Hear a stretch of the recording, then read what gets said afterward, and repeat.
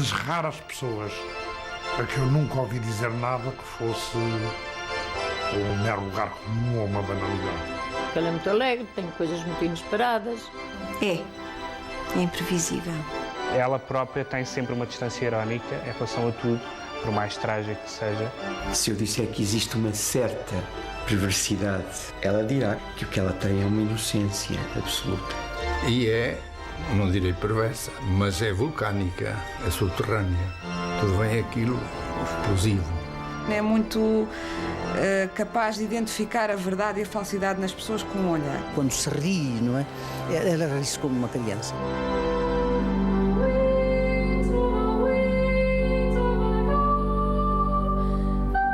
Eu sou uma pessoa alegre e sou uma pessoa... E isso não é por ser escritora, nem tem nada a ver com a escrita. É um temperamento. Um temperamento de pura gratidão com a vida e com tudo que me rodeia.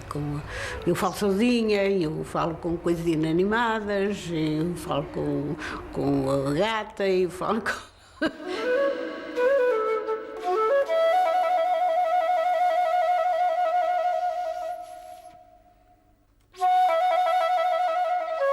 Eu não consigo imaginar a Agostina criança. Não consigo vê-la nem de bibo, nem de laços, nem de...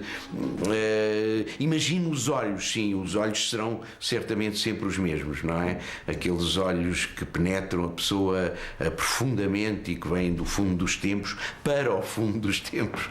A casa onde eu nasci foi em Vila Miã. O meu pai comprou essa casa quando veio do Brasil, com aquelas saudades, enfim, muito exigentes, não é, quanto ao lugar da infância, mas esteve lá 2 anos. De resto, o meu pai não conservava muito tempo. As coisas tinham uma necessidade sempre e uma curiosidade sempre por outra coisa. Eu sou muito assim também. Porque a casa de família, exatamente, é no lugar de Travanca. E essa casa seriam as tias ou estavam os avós. E é aí que eu tenho dessa casa recordações, que de resto estão em muitos livros meus, começando pela Sibila. A minha mãe diz que a tia Amélia, que era a Sibila, que falava, não se calava. A Sibila aí era realmente o teatro daquilo que se tornou na fábula da Sibila. E foi na casa chamada Casa do Paço. Era uma casa bastante assustadora. Eu lembro-me de lá ir, eu era miúda, e lembro que a casa para já não tinha luz elétrica, portanto era só com candeias, o que já tornava tudo muito mais, enfim, mais dramático, não é? Eram as sombras das tias nos corredores. Sendo o meu avô um homem muito boêmio, um homem que passava pouco tempo em casa e que nasceram vários filhos, não creio que 8 ou 9 filhos na família, e havia um degrau muito alto da parte da sala para a cozinha. E ele mandou pôr uma espécie de degrau de madeira, mas para as crianças poderem subir e descer com facilidade. E assim como havia uma retrete para adultos e uma retrete para crianças pequenina, coisa que eu não vi nunca em mais parte nenhuma. Vamos a ver porque Lourença gostava do Paço. Primeiro, era um lugar fechado por um pinhal, o que fazia lembrar alguma coisa de misterioso, mas protetor. Ouviam-se os carros de bois carregados de mato, que era o tojo cortado para a cama do gado. Os carros chiavam para dar sinal que vinham em segurança. O pai nascera na Casa do Paço. Ilustrar alguns livros da minha mãe, por exemplo, O Vento, a Areia e Amoras Bravas, foi voltar aos sítios de infância da minha mãe e meus, que foi ao Paço, à Quinta do Paço, foi à Póvoa. A Póvoa foi um lugar de eleição, um lugar de delícias. Meu pai era um concessionário do Casino da Póvoa. Estive interna no Colégio da Póvoa, onde já tinha estado a minha mãe. Dou mais erros hoje do que na 3ª classe da Madre Magalhães, que era feroz para a ortografia e que era sádica, como boa educadora que era. Não me educou nem ninguém. Agora sofro essa boêmia infantil, o gosto de faltar à aula, de não ir às festas do colégio, tão sem fulgor, tão suavíssimas. A minha última boneca foi-me dada como prémio do meu exame da instrução primária, o exame da 4ª classe que se chamava. Mas era uma boneca que impunha-me demasiado respeito. Nunca brinquei com ela, a não ser fazendo vestidos ou assim. Mas foi batizada, teve uma cerimónia de batismo com padrinhos e chama-se Fernanda. Sei sempre das bonecas de trapo, porque dava-lhe pancada, não era nada. A mãe moderna não é muito acautelada. Dava-lhe pancada, atirava-as contra a parede. Não sei se representa qualquer coisa que está no mais profundo da natureza, não é? A minha avó tinha fúrias verdadeiramente fantásticas. Tinha acessos de fúria, é que era isso mesmo. Tirava com as coisas, partia tudo, partia cadeiras, partia a louça, às vezes por uma coisa sem importância nenhuma. Eu lembro-me de uma vez ter tanto medo. Minha avó tinha mandado o criado deitar umas cartas ao correio. E tinha que ser em determinado marco do correio. E ele, que era um homem muito engraçado, saía de casa e corria as tascas todas que encontrava pelo caminho e chegava completamente bêbado a casa. E a minha avó nesse dia tinha mandado a ele levar uma carta ao correio. E ele chegou a cair, como chegava sempre de bêbado, e lembro da minha avó ir ter com ele, perguntar-lhe se ele tinha deitado a carta. E ele disse-lhe que deitou a carta noutro marco de correio e não naquele que a minha avó tinha determinado que se devia deitar. Eu lembro-me que a minha avó se transformou num monstro. Teve um ataque de fúria tal que eu queria deitar à fogueira. Tivemos nós, eu agarrada à minha avó, em lágrimas, tentar salvar a vida do homem. Bem, a minha mãe não é assim de modo nenhum.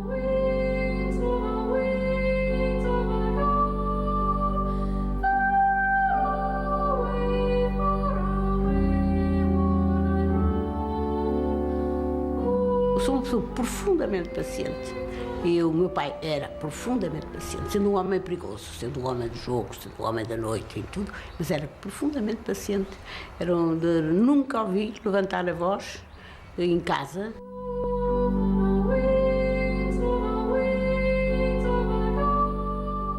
Mas eu tive tudo isso que as jovens de hoje muito vulgarmente têm, não é?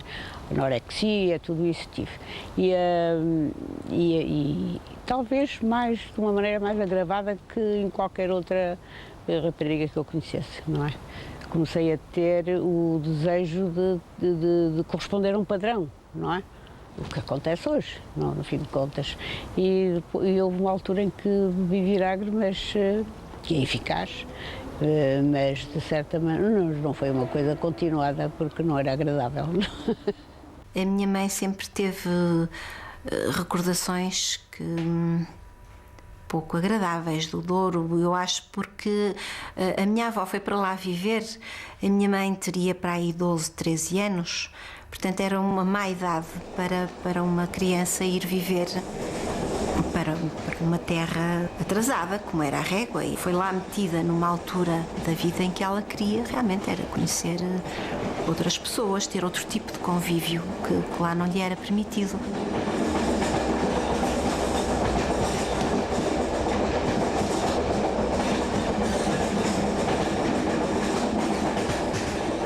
Eu ainda estive 4 anos seguidos no Douro, também foram importantes na medida em que continuei a ler e comecei a escrever. Deixava com muita facilidade de ir a uma festa de jovens para ficar a ler. não é? Passava dias e dias a ler e, enfim, foi a grande época da leitura, foi essa. E como não reparavam em mim, eu podia ler o que quisesse e sempre fiz, não é? Os livros mais proibidos, os livros que mais tarde, já depois de casar, achavam extraordinário que eu lesse, eu já os tinha lido há muito tempo. Quando as finanças estavam mais tremidas, a família ia para a província. Quando estavam mais florescentes, vinha-se para a cidade. De resto, eu tive sempre pelo Porto uma certa fascinação.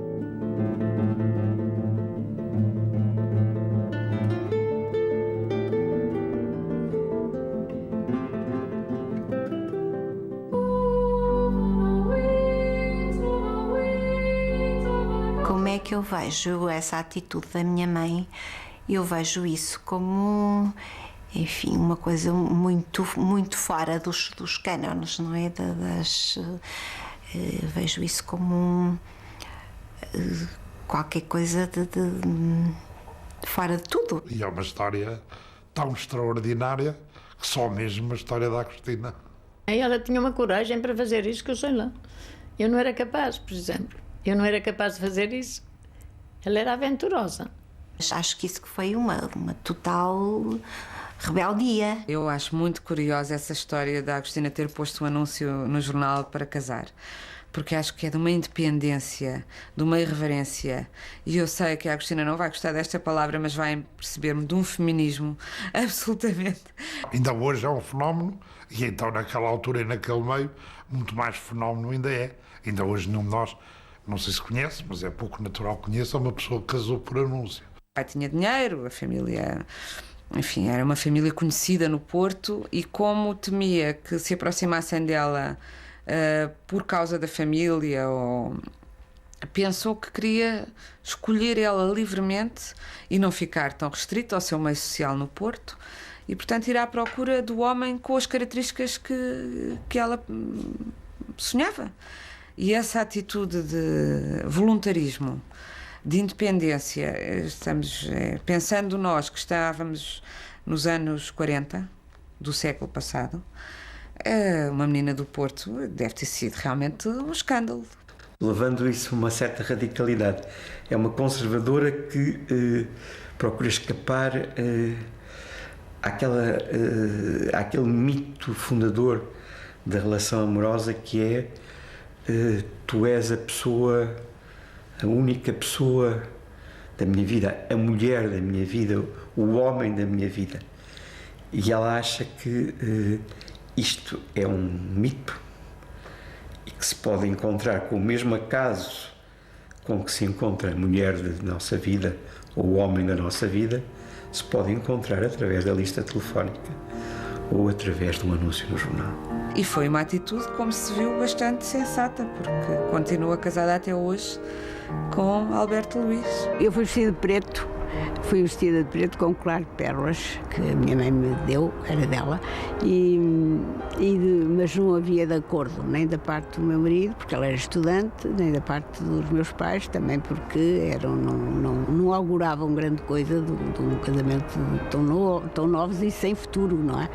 E de maneira que eu casei às 5 horas na igreja de Sofeita, que não era aquela que estava, era uma que estava por concluir, e estava como testemunha do meu irmão e uma prima minha. E o padre, muito pasmado, eu acho que ele já está lá no outro mundo, mas continua pasmado com aquele casamento. Nem um táxi à porta, dizia ele, nem um táxi à porta. Depois dali fomos tomar um chá para uma confeitaria de Bolhão, que era uma boa confeitaria, estava deserta. E a certa altura passou um rato de um lado para o outro. Também curioso, com certeza, o que se passava. A mãe, eu acho que fez a escolha certa, acho que sim. Acho que sim, porque o pai tem sabido muito bem acompanhá-la e tem sabido muito bem ajudá-la no trabalho, porque realmente eu acho que a mãe deve muito ao meu pai, que é uma pessoa que lhe procura os livros. A mãe não é muito pessoa para ir a uma livraria e ver e escolher o que é que lhe pode interessar ler, e o que é oportuno. O pai faz-lhe muitas pesquisas para os trabalhos que ela faz, de maneira que eu acho que tem sido realmente uma ajuda preciosíssima, o meu pai.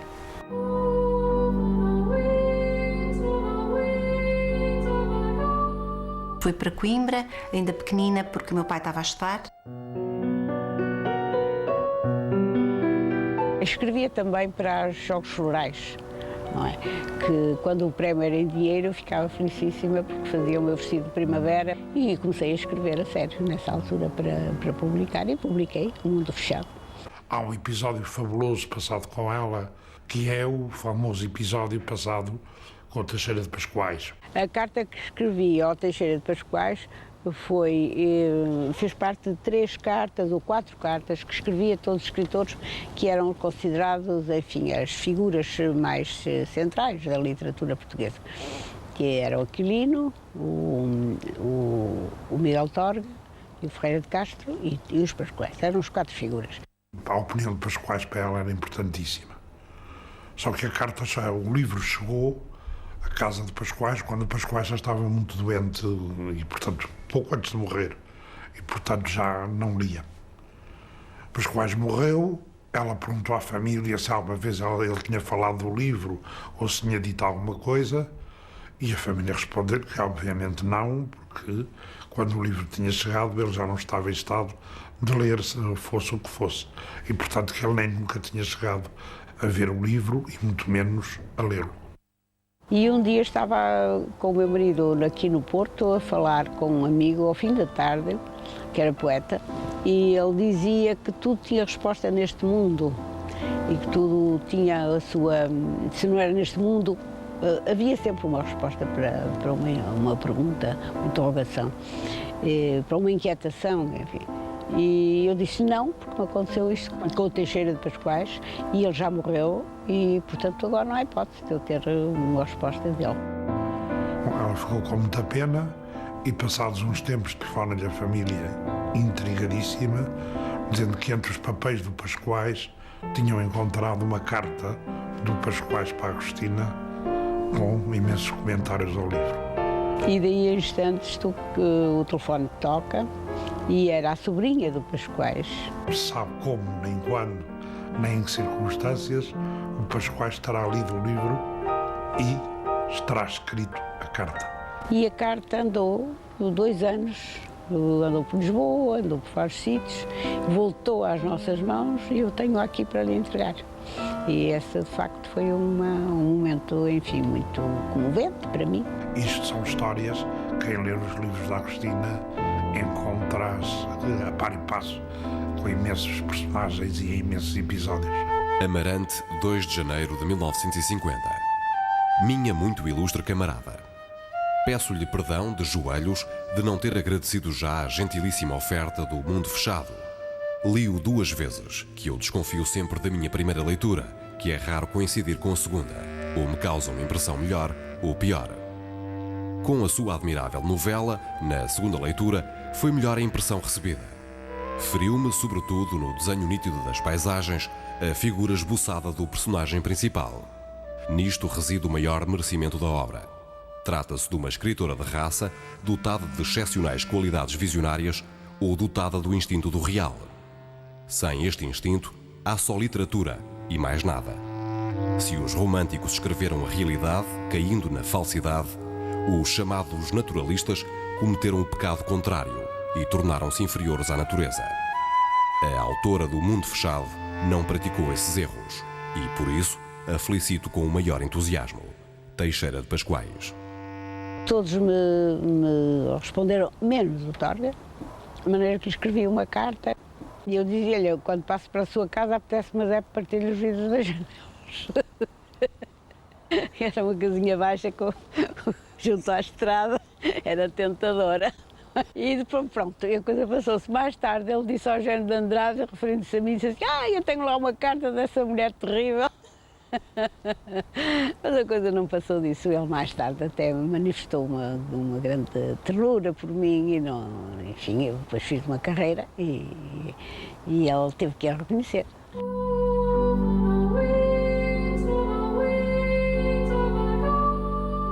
comecei sempre, como dizem os franceses dizem, deve-se começar a vida da sociedade por um duelo, com um duelo. No tempo dos duelos era assim, porque atingia-se logo uma celebridade rápida. E eu comecei com um duelo tremendo, com um crítico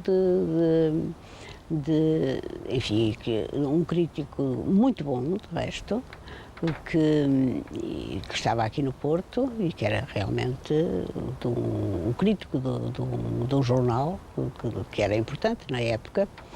E eu tive essa experiência que foi muito penosa, porque escrevi um livro, O Mundo Fechado, que foi aceito, e esse crítico ficou entusiasmado, que tinha um gosto seguro na narrativa, e, enfim, e ele ficou verdadeiramente entusiasmado, muito experiente. Mas o segundo livro que eu escrevi, ainda em Coimbra, que é Os Super-Homens, foi uma decepção para ele. Claro, era também meu filho, o segundo livro que eu tive, fiquei indignadíssima e desculpou. Depois daí veio uma série de trocas de opiniões dele através do jornal, que eu considerava uma deslealdade, porque ele tinha um jornal à disposição e eu não tinha. Não é? E de maneira que eu culpava o diretor de jornal daqueles textos que não eram assinados. O diretor de jornal era uma pessoa muito importante nessa época e proibiu terminantemente que se falasse de gente viva no jornal. Só se falaria de mortos, porque os vivos estavam o que fazer e não estava para isso. Depois, eu escrevi um opúsculo como eu não tinha um jornal para responder, escrevi um opúsculo muito violento, mas muito engraçado, em que eu afirmava a minha celeridade, que eu ia ser e assim, enfim, dizia tudo o que eu esperava de mim mesma. Mais tarde, muito mais tarde, já eu era mais conhecida, já tinha escrito uma série de livros, numa entrevista eu dizia que eu tinha razão, porque o meu segundo livro era um livro que não se poderia considerar um bom livro, depois do Mundo Fechado. Quando me pediram para eu ser diretora de Janeiro, a motivação, posso dizer que foi mesquinha. Não foi para contentar e, de certa maneira, ficar agradecida em relação a esse convite e contentar a pessoa que o fez, ter um lugar remunerado, de resto mal remunerado. Eu gosto dos lugares mal remunerados, porque quando os deixo não tenho saudades, tenho menos pena de os perder. Mas a verdade é que era o mesmo jornal que me proibiu que o meu nome fosse pronunciado dele. De maneira que imagina que o prazer que eu tive de ser diretora desse jornal, onde eu tinha sido banida.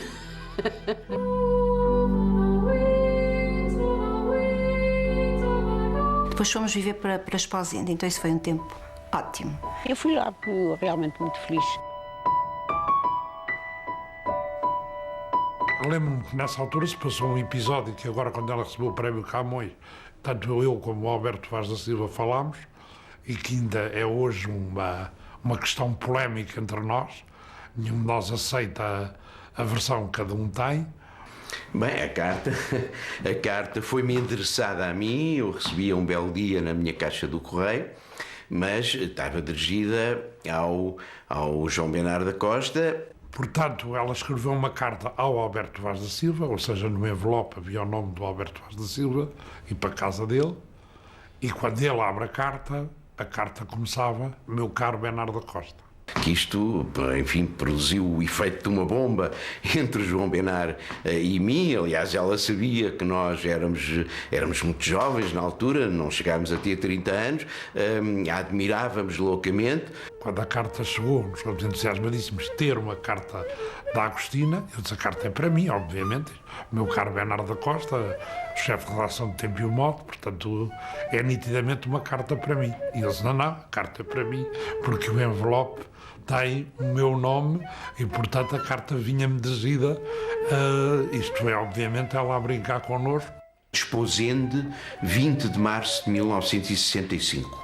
Meu caro Bernardo da Costa, encontrei hoje um sobrescrito com o seu nome e endereço. Sua amiga Maria Agostina Bessa Luís.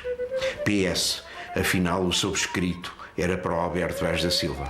quase que um dia lhe desfiz uma carteira dele para recuperar a carta.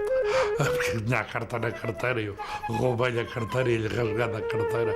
Que o João Benar, a certa altura, chegou a falar em pedir um parecer jurídico de quem é a carta. E até hoje ainda não resolvemos, deixamos essa questão aos nossos herdeiros.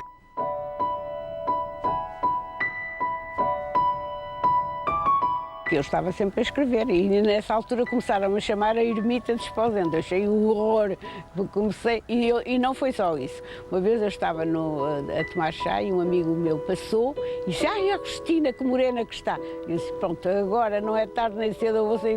Eu não queria ser morena, de maneira que vim-me embora de Esposende imediatamente. Foi outra razão. Primeiro, o trânsito que estava a agravar e depois eu não queria estar morena. Viemos para o Porto e a vida nessa altura modificou-se de repente.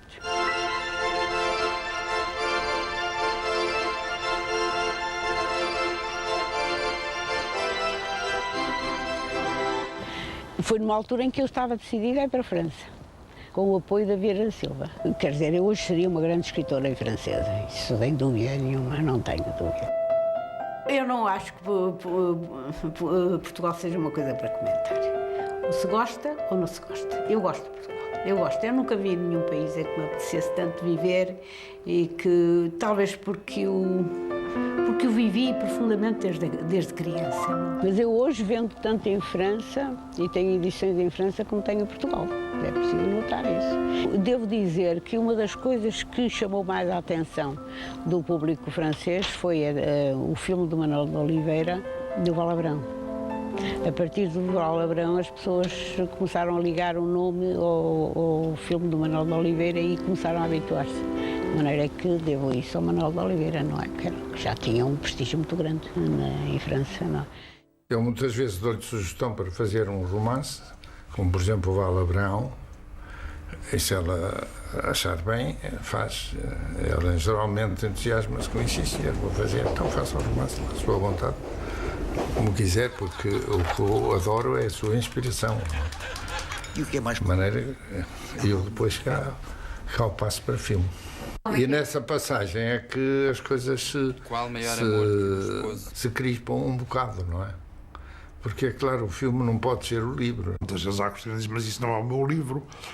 É muito difícil sempre para um escritor aceitar uma transposição para outra arte do seu próprio mundo.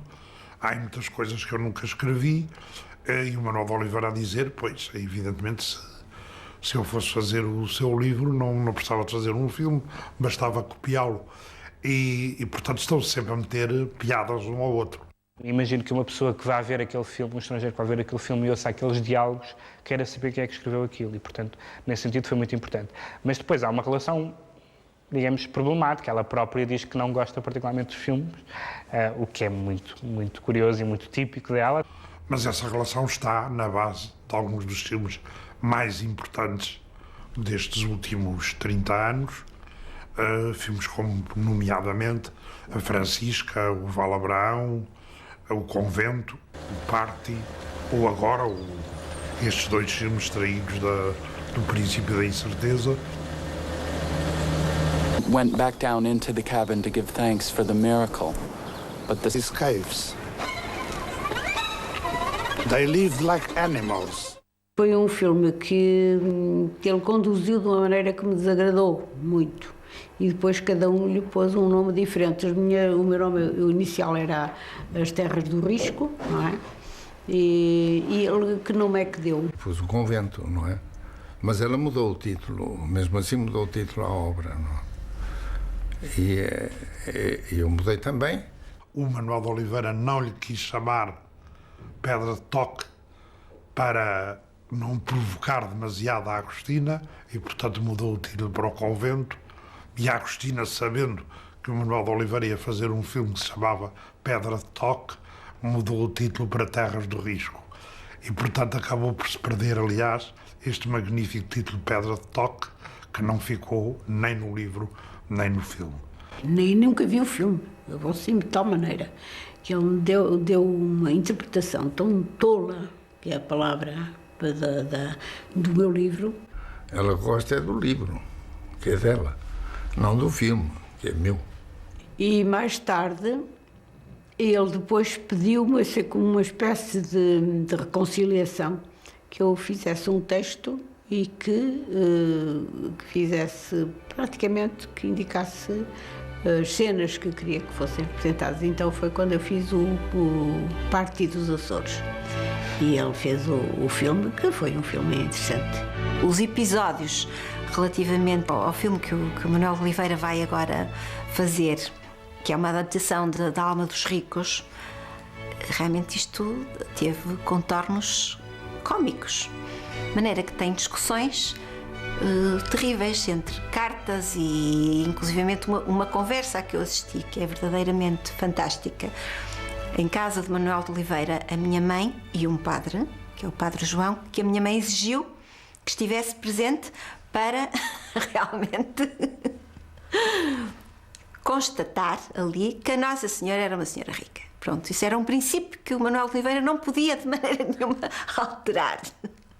A Agostina Bessa Luís declarou num colóquio entre os meus filmes e entre os filmes de Manuel Oliveira e os meus livros existe uma grande diferença. É que Manuel Oliveira filma filmes de amor e o amor não entra nos meus romances. Mas eu penso que é extraordinariamente fecundo o encontro de dois criadores que são dos nossos maiores criadores. De maneira que eu acho que estão sempre bem um para o outro.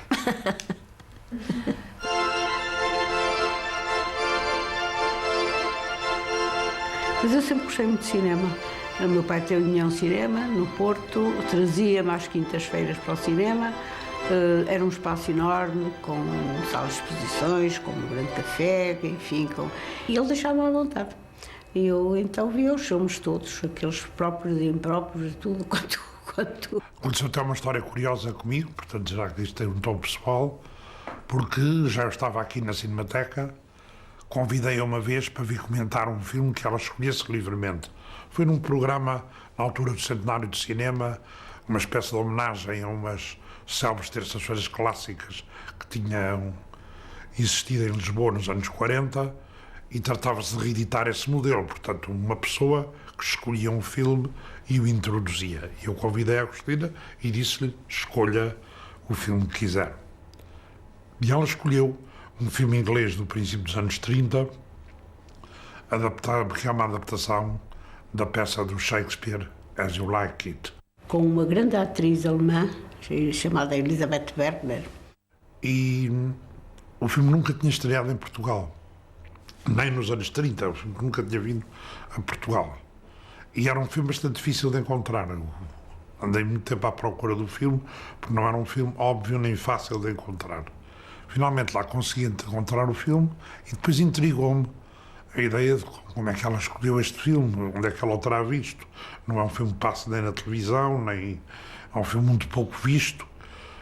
Enfim, admiti que ela pudesse ter visto no meio do estrangeiro, em qualquer altura, mas perguntei-lhe quando ela chegou como é que escolheu este filme, quando é que viu este filme, porque é que o escolheu. E ela respondeu-me, nunca vi, e é exatamente porque nunca vi que eu queria ver.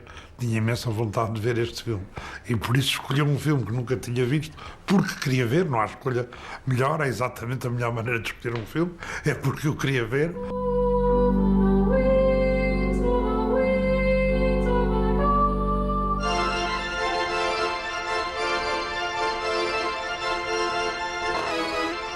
Os livros da Agostina, eu penso que tratam, sobretudo, são sempre sobre as relações humanas, os equívocos das relações humanas, as relações homem-mulher, mas não só, as relações de amizade, as relações de poder. Têm sempre a ver com relações de poder aos mais diversos níveis. As relações de poder são muito fortes na Agostina e, por outro lado, a dimensão sexual. O sexual existe por vezes até com exuberância. A Agostina disse que eu exagerava quando via nela essa espécie de dimensão sexual que ela não pretendia pôr, mas eu continuo a pensar. E lendo agora o seu mais recente livro, Antes do Degelo, confirmo isso, que essa dimensão sexual existe, forte, só que não é integrada nem no amor, nem na paixão, nem na família. Não há uma matéria, É uma infindável divagação que encontra paralelo longínquo no que Dostoiévski fez na Rússia, ou numa obra como a do Musil, ou noutros grandes vultos, e é uma enorme divagação sobre a condição humana ou a comédia humana nesta particular espécie portuguesa que ela herdou e conheceu. Há uma história que ela conta, que é uma história fantástica, de estar num congresso de escritores, penso que em França, e de uma outra escritora que não conhecia a obra dela, lhe ter perguntado: diga-me uma coisa, essa obra é assim mais ou menos como o quê, para eu situar? E a Agostina respondeu: é assim mais ou menos como o Dostoiévski. Portanto, há esse lado de insolência, de arrogância, que é uma arrogância lúdica.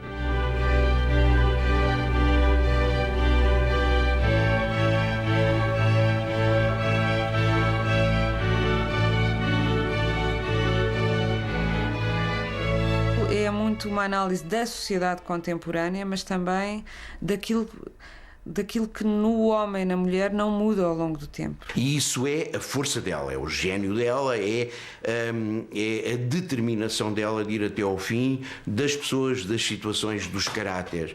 E por isso ela disse um dia, ou disse vários dias, no fundo é uma constante dela, que a sua grande admiração por dois homens muito diferentes, mas que também foram ao fundo da alma humana, que foram o Dostoiévski e o Freud.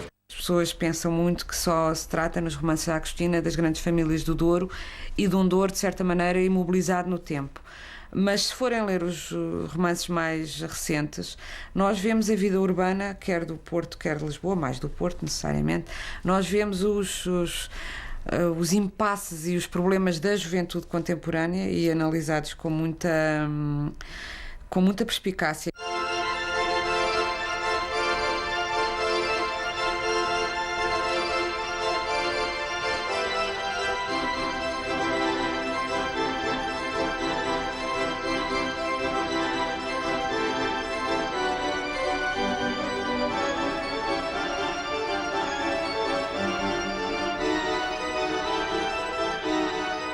Nós sentimos-las sempre como personagens que pertencem a outro tempo, mesmo quando andam em carros de corrida e vestem jeans.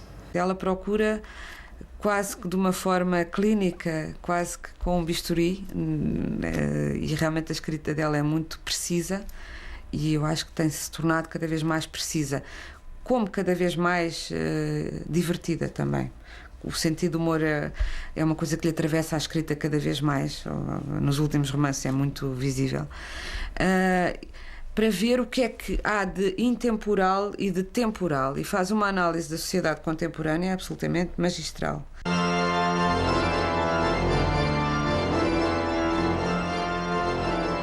Ela tem uma visão, digamos, implacável sobre as nossas paixões, as nossas motivações, e é de uma extrema crueldade. Isso é preciso que se diga e é preciso que se aceite para entrar naquele universo. É muito fácil ler os livros da minha mãe, porque quando eu ouço dizer que há alguém, então sobretudo em relação à Sibila, que é um livro dificílimo, eu fico bastante admirada, porque não percebo como é que é difícil, porque é tudo tão, para mim, tão fácil de entender. Mas com certeza é fácil porque eu sempre lidei com esta forma de falar, porque a mãe, como escreve, fala. A Agostina utiliza material humano que lhe está à volta e que ela utiliza inclusivamente com à vontade que pode ser até perturbante. Como analisa as pessoas nos livros, como as desfaz e as constrói, é como ela fala normalmente em casa, e como sempre falou desde pequena, que eu me lembro da minha mãe a reduzir as pessoas a bocadinhos, quer dizer, a cortá-las todas em pedaços, quer dizer, como se a alma delas fosse possível de transformar num puzzle. No que lhe interessa não é a construção e não é a perfeição da estrutura, formal no sentido da estrutura. O que lhe interessa é escrever, e o romance é um género que lhe permite escrever sobre tudo, sem linearidade, sem coerência, sem isso. Há pessoas que não apreciam isso, há pessoas que apreciam, digamos, o romance bem feito, bem construído. Não é o caso de alguns dos romances dela, que são, aliás, tem sido apontado, de vez em quando têm falhas, digamos, de coerência, de lógica. Um pouco como um filme que tivesse os planos que não jogassem uns com os outros, etc. Mas nós não fazemos isso na vida. Fazemos constantemente. Querem justamente atribuir à escrita aquilo que não atribui à própria vida. Porque as pessoas esquecem-se dos nomes, dos seus contemporâneos, quantos filhos tinha o vizinho, que destino é que tomaram, mais tarde assim, não, afinal não era assim, disse-me fulano que não era assim, enfim, emendas das suas lacunas, não é? Isso existe constantemente. Só quer dizer que os meus livros estão mais reais do que essa realidade engarrafada que nos é transmitida. Eu lembro-me dessa fase da passagem à máquina, quando a mãe dizia acabei de escrever, e começava então a fase do pai escrever à máquina, passar à máquina, era terrível. Terrível porque o pai demorava, claro, ainda um tempo, então era todos os dias sempre a mesma coisa. Eu ouvia o meu pai a martelar na máquina e de vez em quando levantar-se e vir perguntar à mãe, mas isto, assim. E depois a mãe irritava-se porque a mãe já não queria mais, desde o momento que acabava de escrever o livro, não queria mais saber do livro, não queria mais que lhe falassem nele, nem nos personagens, já nem sabia quem era quem. Um pouco antes de morrer, o abade visitou-a para a confessar. Como fazia todas as semanas, pois não queria ele que a morte lhe apanhasse desprevenida. Aquela alma retida apenas por um elo muito débil. Oh, que espetáculo! Seria a confidência daquela decrepitude. No qual se buscam ainda sentimentos terrenos que perseguir e que penitenciar. Não espiara já as suas revoltas. As impaciências de uma vida inteira. Pois que as esquecera. Que haveria agora naquele coração que um hausto mais forte poderia suspender? Que expurgar, que velar, com tão responsáveis eles. A carne extinguira-se nela, o espírito vacilava. Como que regressando ao nascimento. O romance da Sibila saiu vencedor de um concurso que foi instituído por esta editora, que chamou-se o Prémio Delfim Guimarães, em 1953.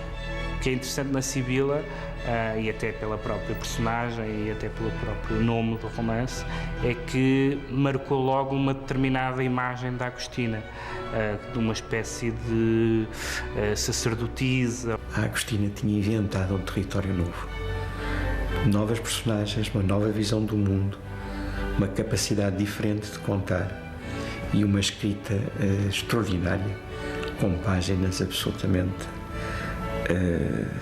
sublimes. E nesse aspecto a importância da Sibila é o livro matriz de toda uma transformação da literatura portuguesa de ficção. O abade inclinava-se sobre aquele rosto doce, hermético e cheio de uma indecisão infantil, e dizia: quais são os seus pecados? Ele próprio os enumerando, adivinhando, auxiliando, a murmurar uma lenta ladainha que preenchesse o vácuo daquele inquérito. E, nessa ocasião em que pela última vez a vira com vida, recomendara-lhe: reze 3 Ave-Marias como penitência. Rezes o Senhor Abade, que tem mais vagar do que eu. Respondeu Maria. Era aos 94 anos, um oscilar ainda do seu humor impávido e irreverente.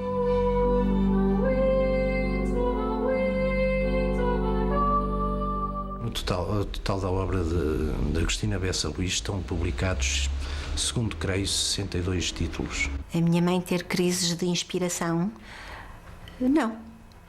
Não, eu acho que isso que é É um trabalho constante, que não é assim de flash. Sem angústias perante a página branca, sem o medo de não ter que dizer. O Oscar Lopes gostava muito de salientar que eu que escrevia como um operário vai fazer o seu trabalho todos os dias, mas só que eu não tenho horário e o coitado não tem que marcar o ponto.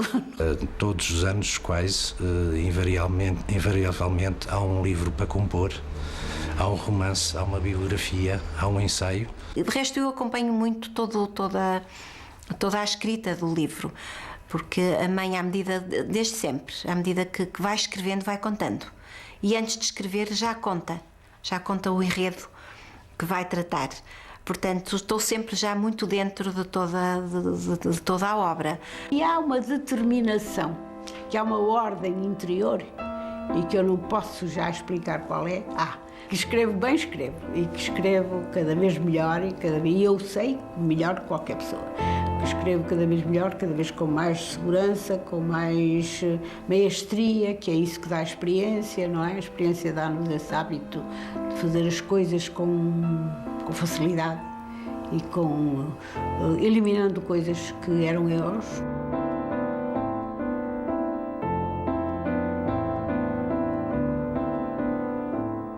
Um Cão que Sonha, por exemplo, é provavelmente dos livros que eu gosto mais da Agostina, porque é um daqueles livros onde essa dimensão do inconsciente está mais presente.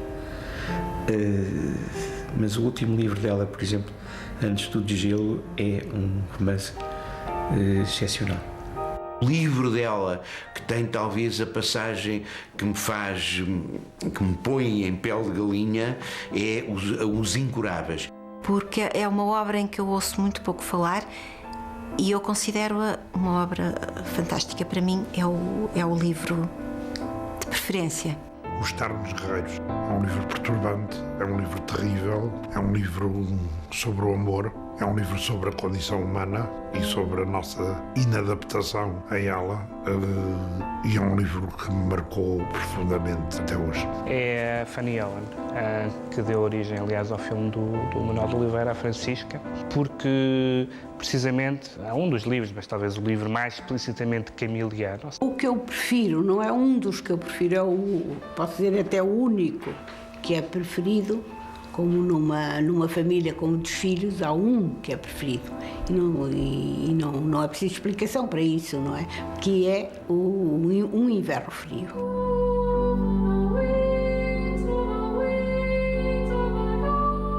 Foi o vestido que eu vesti num casamento em que eu era a menina das alianças. A Agostina é uma mulher de muito bom gosto e muito coquete. Ela própria costuma dizer isso. Este é um vestido, é uma criação minha. Nenhum destes são de grandes costureiros, não é? Este é um vestido que eu vesti na corte belga. Ela sabe exatamente, quando chega a um determinado país, o que é a especialidade do país. Lembro-me que em Minas Gerais a Agostina tinha uma verdadeira obsessão pelas pedras preciosas e nessa altura queria por força encontrar um parente, uma espécie de turmalina rubra raríssima que se chama rubilite. Gosta muito de boas marcas, veste de grandes marcas e tem muito o sentido da combinação das cores e muito o sentido da elegância portanto é uma mulher muito feminina. Tudo isto é o trabalho recortado em tecido por uma bordadeira, porque o Porto foi uma cidade de grandes bordadeiras. Isto é uma memória de uma das grandes bordadeiras do Porto. Tem um gosto muito requintado e eu penso que difícil de satisfazer. E tem um outro detalhe, é que ela não gosta de receber prendas. Gosta dela. Em primeiro lugar, gosta dela. Em segundo lugar, gosta dela. Em terceiro lugar, gosta dela. E gosta dela bem vestida. Nós contactamos com essa personagem social que é extremamente divertida, que é extremamente simpática. O humor das pessoas, sim, deixa-me feliz. De pessoas que nem me leem, que nem teriam conhecimentos suficientes para ter agrado na minha leitura, ou que não leem nada, não é? Mas essas pessoas gostam muito de mim e elas próprias não sabem porquê. E como ela um dia dizia, tinha encontrado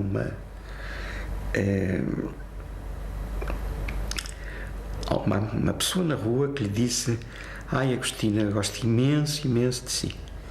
Tenho por si a maior admiração. Eu gosto tanto de si que um dia desse até sou capaz de ler um dos seus livros. É curioso porque há essa dupla faceta de alguém que é muito cruel no que escreve e no retrato que dá das pessoas e da natureza humana, e de uma pessoa que é afável no trato pessoal. É uma pessoa, portanto, com um humor cáustico, acerado, um sentido de humor muito forte e capaz das imagens mais sarcásticas e mais violentas. Quando eu escrevo é uma atitude quase científica, não é? Eu preciso de conhecer, preciso de saber, eu preciso explicar, não é? Qualquer cientista sabe isso. Ninguém vai dizer a um cientista que é cruel por fazer a dissecação de uma rã, por exemplo, e é cruel.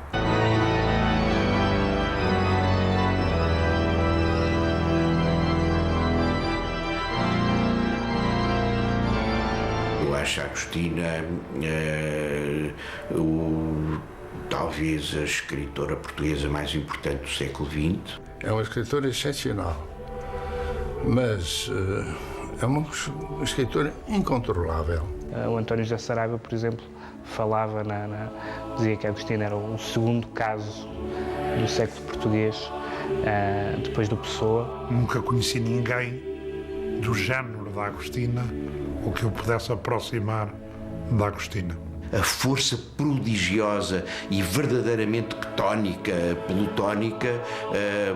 que há no fundo dela. E isso vai certamente para além do poder de muitos homens. Que ela realmente está sempre a olhar para o mundo como se olha para um filme divertido, ou cáustico, ou trágico, mas interessante. Como se fosse, que ela própria dizia, a menina do milagre, a quem nada acontece, a quem nenhum lobos virão incomodar, que dá à Agostina essa espécie de humanidade de quem ao mesmo tempo está fora deste mundo. Segundo o meu ponto de vista, o homem necessita da crueldade, porque necessita da culpa. Ele necessita de culpar-se para da culpa ser um criador. Porque é que o homem é violento, porque é que o homem gosta da guerra, porque é que o homem se manifesta através dos séculos e dos milénios de uma maneira tão agressiva. Eu tenho a resposta para isso, mas como não é uma resposta que tenha consolação, eu prefiro guardá-la para mim. A literatura, mesmo literatura, está em vias de extinção. Ela vai ter uma necessidade de se ligar à ciência para poder continuar e para poder, enfim, ter o seu campo aberto de reflexão e de arte até, inclusivamente. E digamos que já tivemos 5.000 anos de literatura, eu acho que é tempo de mudar os caminhos. Não é?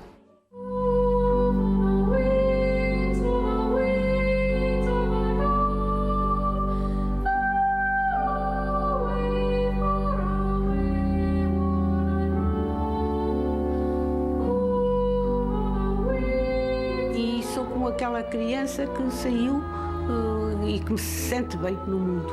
Sente bem no mundo, não me sinto ameaçada por nada, absolutamente por nada.